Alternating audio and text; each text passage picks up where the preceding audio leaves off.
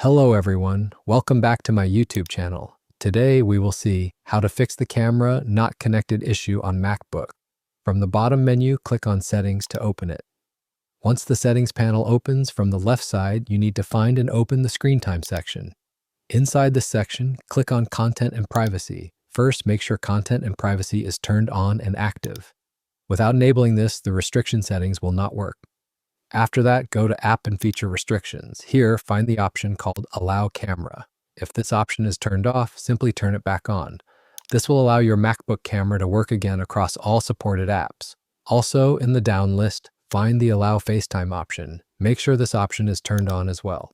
Once both options are enabled, close the Settings panel. Now, open FaceTime and check if the camera is connected and working properly.